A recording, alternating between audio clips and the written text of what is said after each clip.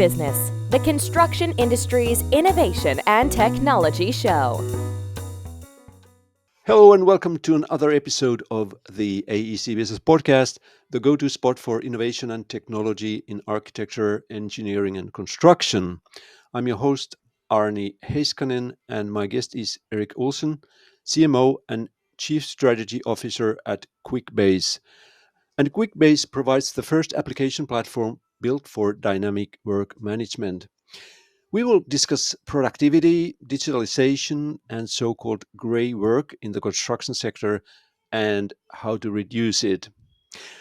Thanks, Erik, for coming on the podcast. Thanks for having me. Really excited to have the conversation. I'm a big fan of the podcast. Okay. Well, can you introduce yourself and tell us about your role at Quickbase? Sure. Yeah. Erik Olson. I've been in some kind of technology my whole career. Came into SaaS software when it really took off in 2005 and have been in various different industries, helping folks automate processes for a long time. I've been at Quickbase for about 5 years. Joined really because of a lot of what we're going to be talking about today. It felt like there was kind of an unmet need when it came to collaboration and automation and software.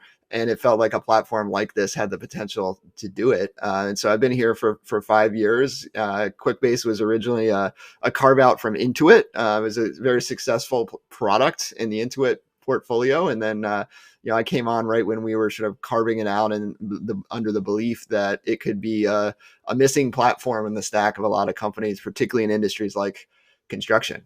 We really focus on these industries that have complex operating models, where some of the traditional SaaS models I've worked on over the years just seemed like they were falling flat. And so, really holding back these types of industries from the transformation they need to just outpace the amount of change they got going on.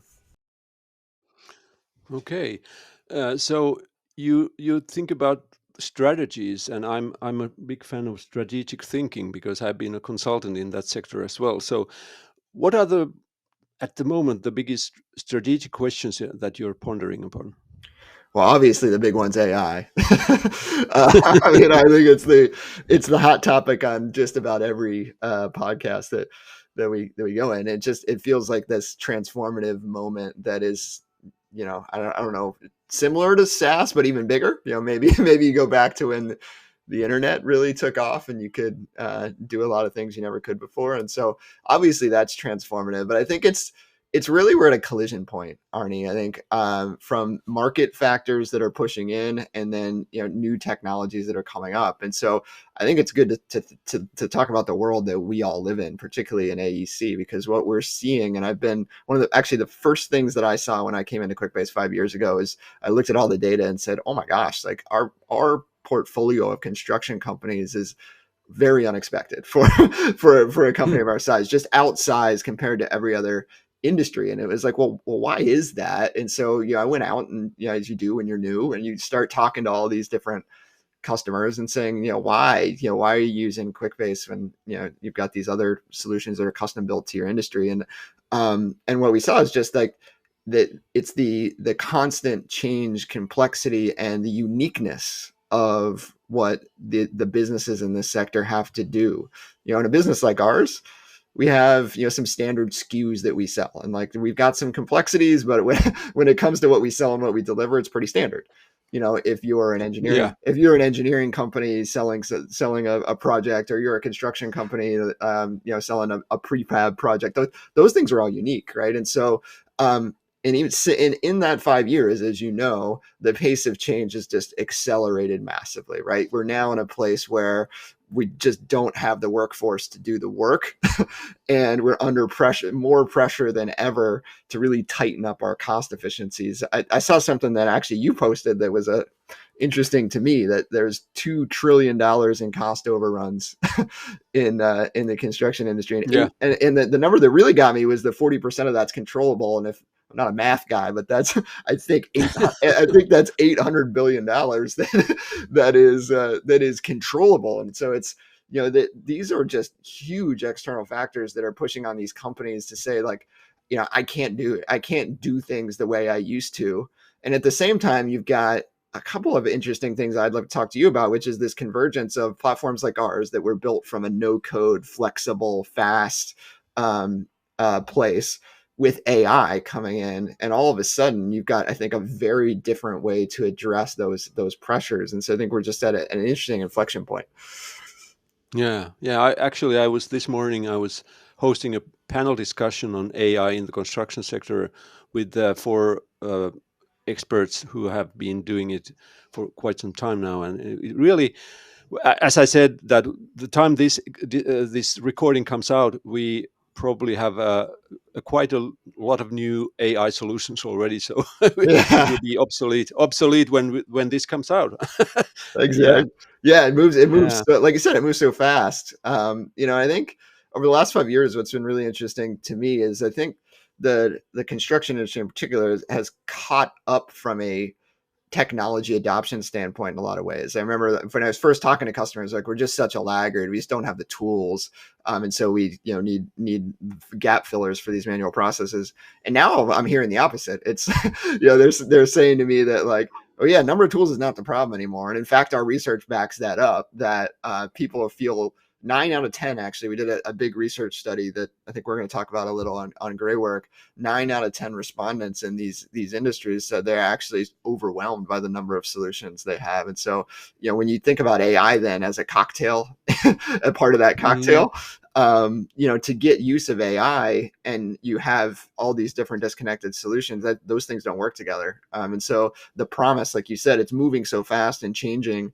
But if businesses don't deal with some of the basic fundamentals, then that promise potentially isn't going to get realized. And so I think there's an interesting moment for us here. Yeah. Well, in the introduction, I mentioned, and you also said something about gray work, and you published the Gray Work Index, Our Productivity Gap in 2024 report in April. So I guess it was inspired by these observations, why you did this research. But can you tell a little bit more about why you did it and who participated? Yeah, absolutely. So, our platform is a work management platform. And so we have exposure to a lot of folks that are in different parts of the operations. And when we're talking to people across the industries here, we're talking about what we were hearing over and over again was just like I said, we've been adding all these tools, but work's still harder. And so we kind of became obsessed with that problem over the last couple of years. And we're saying, and we really said, why is that? And then we've done a bunch of research and trying to understand kind of that disconnect. And what we found is that all the technologies adopted have done a nice job of dealing with what I call the kind of above the surface work. A lot of the high fidelity stuff that touches the customer, stuff like, platforms like Revit, Procore, like those are doing really well. It's sort of these big processes that are fairly standard across these different businesses. But what we found is that in doing that and in adopting those, it was creating more disconnects and more what we call gray work kind of below the surface. So you picture like those great big solutions being the above the iceberg, below the water. There are all these folks just patching together workarounds that work between those things because they don't, those platforms sort of hit an edge, and then at that edge, I've got to do something. And so that may be like I'm using an Excel spreadsheet to track my, let's say, safety incidents because they're now coming from 3 different platforms, and I gotta deal with that. And so that's what we call gray work. And we, as we got into it, we just realized how prolific that actually is. And so we gave it a name, which was gray work, which is really taken off because people, there wasn't one enemy, so to speak, to call it. And then we just started, like you said, doing research. We went out and hired folks to help us do market research on how people are actually feeling about it. And so one stat that really stood out to me, so we talked about the kind of 9 out of 10 feel like they have almost an overwhelming amount of software solutions. On the other side of that, 54% of people feel like it's harder now to work than ever. And that's pretty astounding, right? Harder now to work than ever with all the technology adoption. And having been in software and industries like this for a while, I've watched people dump literally trillions of dollars into into software that's meant to create better processes, to increase automation. And so the fact that it feels harder to work than ever. And then, another thing that jumped out is that most people are spending less than 20 hours a week doing what they would call meaningful work. So all the time and the overtime and the time on the job site, time back in the trailer, all that time, only 20% of that is seen as being impactful work. And so I think that is a glaring red light that says there is an unmet need here to make our people truly productive. Yeah, I agree. And the same goes for actually what's happening on the construction side as well. So I'm one of our clients is a university who is studying these, what's happening at the work on the side, and they have been monitoring people with cameras and sensors and so on, and the same applies to assembly work on the site as well. So people are looking for information, they are trying to understand what they are supposed to do and where is my materials, where are the designs, where are the specs that I'm supposed to use, and how do I report quality issues and so on. And they used several tools for that, as you mentioned, and sometimes even still paper and pen. Yeah. Yeah, we see that. Yeah. I've gone on site with a couple of customers and just talked to some of the people that are out there, and what's the worst part of your job? And like inevitably it's I got to go back to the trailer and I got to do a couple hours of paperwork at the end of the day, or go between 3 different systems.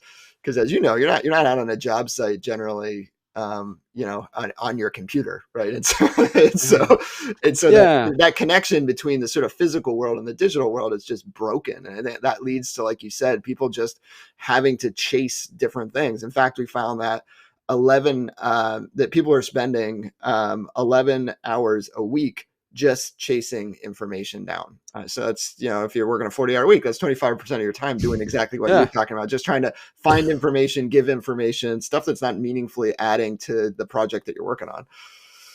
Yeah, and people who come to the industry, they basically want to do something concrete and physical, and something that is something that you can show, not just let's say manage bits and texts and things like that. So yeah, I think that's a perfect way to put it.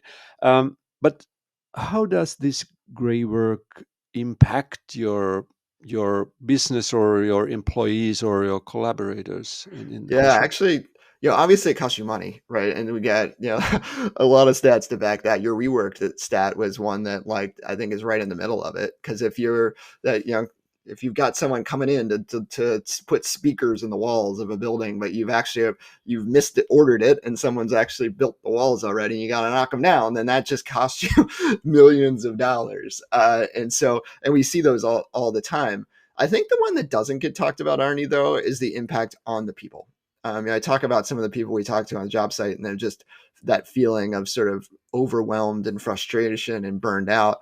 And some of that comes literally from the gray work, and feeling like the work that they're doing, they're not, to your point, they're not out there actually building something to feel proud of. They're toiling in like the work of work so much. And so when you talk about having to attract a modern workforce, and the challenges that AEC is facing when it comes to that, that gray work is a big barrier for people not wanting to do the job, because it really wears you down. And so there is a cost standpoint, and then there's I think it's cost, it's the impact on the workforce, and then one of the biggest ones we focused on is the risk associated with it. So like a huge area for us is safety. So Consigli for construction, for example, uses us to connect some of their existing safety applications so that they really can connect it end to end. So I went on site with them, and I'm able to kind of walk in, and I get a custom video for that site. I'm able to check in, say I did that video.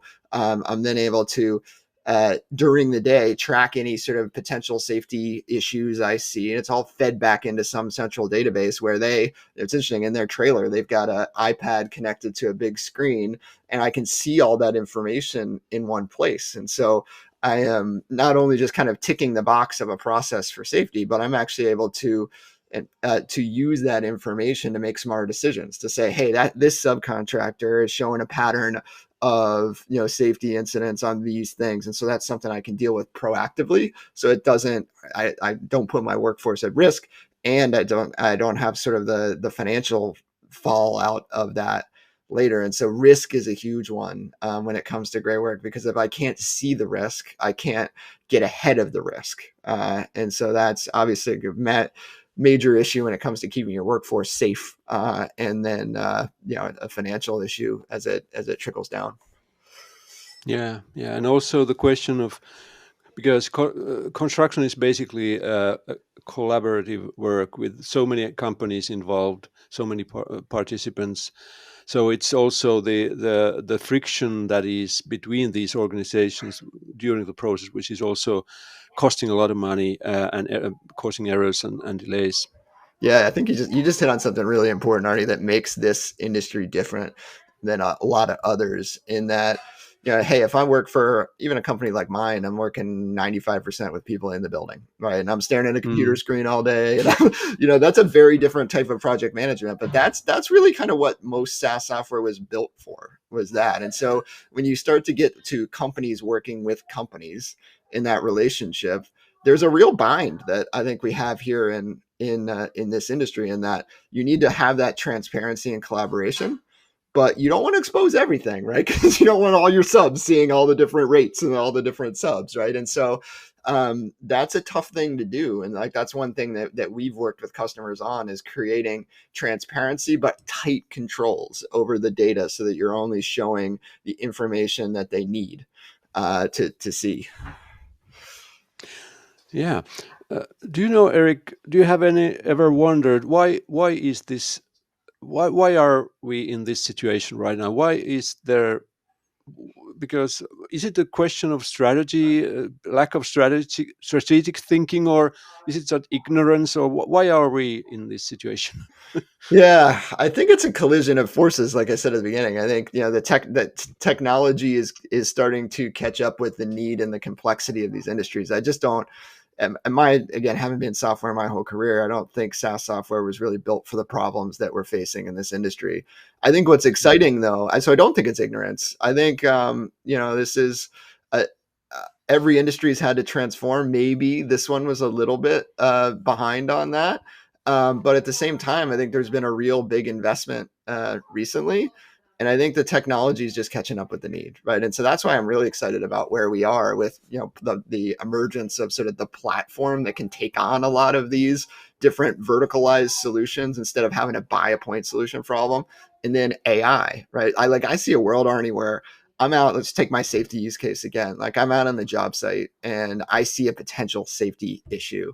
I'm able to kind of pick up my phone and say, hey, I've got exposed wire, right? And then AI pushes something back to me that says, here's what you should do. I've alerted these 3 people, and here's where you go next, right? And so I think we're at the point where we can deal with the complexity that naturally exists in these industries. And so I think where we go next is pretty exciting. But if you're listening to this podcast, and I would hate for someone to feel like, oh man, we really missed it, because I don't think that's the case from what I've learned. I think that the match for the complexities of this industry with the type of technology that supports that hasn't been there. But I do think we're getting there now. So what is your company's strategy for solving this problem? That's a big question.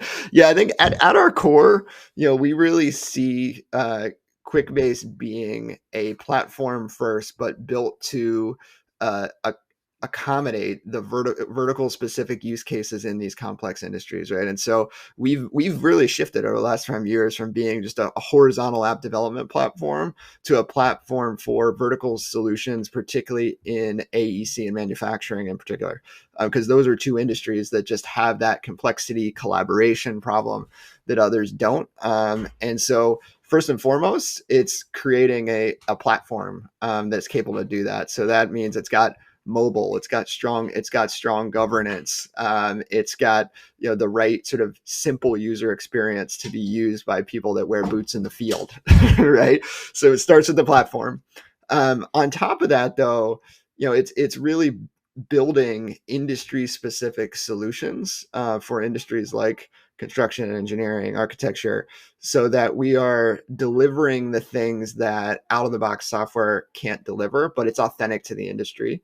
And then we have AI underneath all of it, right? So we've made a tremendous investment in AI over the past year to really live out that vision I just described for you there, where it becomes conversational, right? Because it's, again, I think this industry is different in that you've got people out in the field that don't have time to navigate an application, and so us being able to deliver exactly what you need in the form you need it is sort of at the core of our strategy. And so I'm excited by that because it really gives us not only the ability to deliver software solutions that potentially didn't exist before in formats they didn't exist before, but to tap into the rich amount of data that is available to people that have just been missing, to serve up not just applications, but serve up insights at the time they're needed.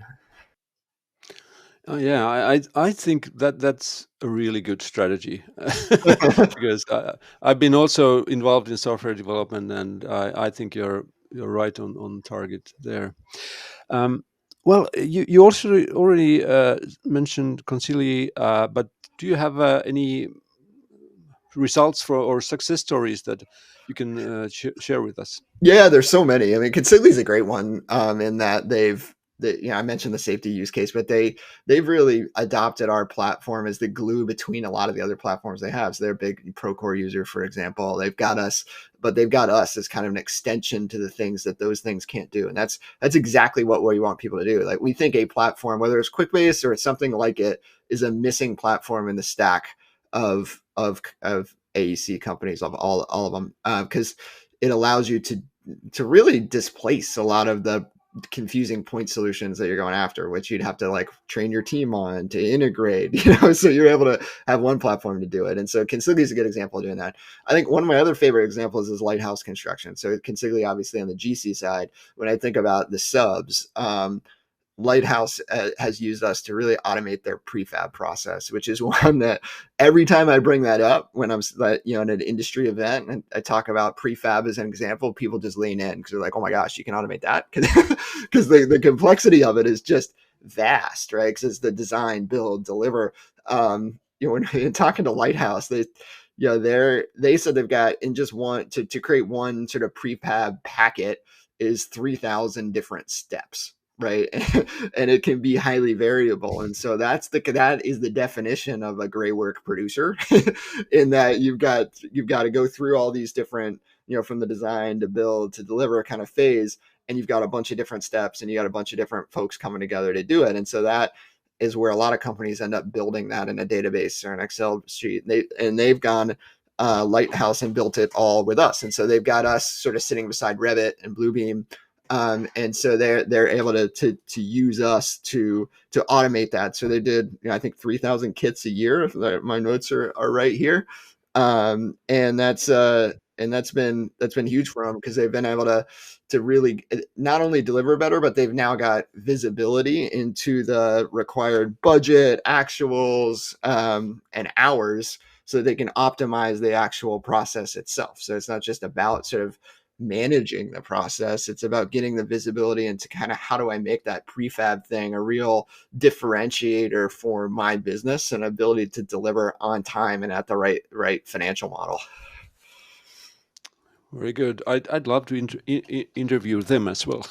yeah, we can definitely get you on with them. But yeah, I think we're if you look at our customer share, I think we're one of the biggest software platforms in construction and engineering, which was again, like I said at the beginning, really surprising by me. So there's just so many of these examples, and they vary from that one where it's like very specific to a use case that's core to their business, to the Consigli example where they're saying, hey, like we've got a platform that we got to run on next to all of our core solutions. Yeah. Well, what kind of recommendations do you have for anyone listening to this podcast and starting to think, well, maybe we should do something about this? Maybe we should start looking at this problem. Yeah. I think I think it starts with, and I think actually like AEC companies are pretty good at this. Like, but it is starting to redefine work and how you measure it at the beginning. I think we're still in this hourly mode in a lot of places of, it's the amount of time spent versus the impact of your employees in that time. And while I do think this industry is ahead of that in some ways, because we've been looking at productivity for a long time, I think there's still work to be done there, and not accepting that, spending 11 hours a week chasing information is okay. And think that, because that is, right now you're counting that as time on the clock work, right? And so I think if you shift your mindset to how do I get more out of the time my employees have, and see that also, like I said, as a real benefit, not just to the company, but to your employees. Because I think when we talk to people, they're really asking for it, and saying that I want to find meaning in my job. I want to spend my time doing the things that my highest best use. So I think it's making sure you're framing the problem right, to start. But then I think there is this big mind shift, which is particularly true in this space where we felt like technology laggards for a long time, and been frantically adopting solutions for different things. But I think it's changing the mindset from, trying to add more solutions faster, to finding ways to get more out of fewer solutions. Right. And so that means, your core platforms, trying to get more out of those, the Procores, the Autodesk, like really trying to get the most out of what you have. But I think it also means making sure that you're being smart about that decision to add that next little point solution, because the cascade down from that is great work, right? Because you got to train your team on it. You've got to connect it. It's not going to connect perfectly, so there's probably a couple spreadsheets that you have to use to manage the data coming out of that thing. And pretty soon, that's how you end up with that big web of things below. And so I think that's starting to think about your tech strategy as getting more out of a few platforms that are connected and working together. And then what I've loved about what I've seen in construction recently is just this outcropping of kind of innovation teams, and like Skanska, for example, is a partner of ours, and they've have projects specifically dedicated to experimentation and taking kind of what we've done in software and creating pilots on these things to go after some of the great work problems. So the Skanska example is their strategic supply chain, where there was just a lot of disconnect, to your point, on working with other vendors, and so they're doing a pilot to see if they can pull that stuff together and really kind of eliminate the gray work. And so it's, once I kind of figure out, okay, who are the platforms where I can really grow and try, it's putting, real focused investment and pilots on going after the biggest areas, so that it's not sort of sporadic work. It's meaningful, big investments to kind of prove out a use case, and then kind of continue to tick those off. So I think those are the, some of the steps we see working for our customers. Well, finally, maybe at this point, I should ask, where can our listeners learn more about Quickbase and the study?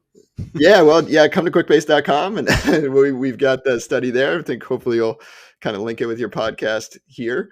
And there's a lot of great content we've been doing. We just had our Empower event, and so if you go and check out Empower by Quickbase, you'll see a whole host of sessions. So you asked for some examples, and we have a whole track on construction and engineering, and some really great examples from some of the companies I've talked about, and some additional ones. And so that's probably the best way to get a good view of how people are using it today, and see some of the stuff I just talked about come to life. Yeah, I was actually also presenting or taking part in that. Yep. In that, yeah, it was one. Yeah, that's one of my favorite sessions. So I think. Okay.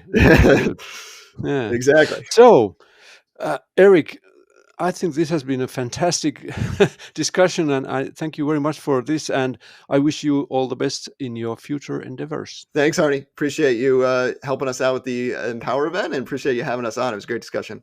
Keep doing the good work. Thanks for listening. Subscribe to this podcast and visit aec-business.com, the award-winning blog, for more news and stories.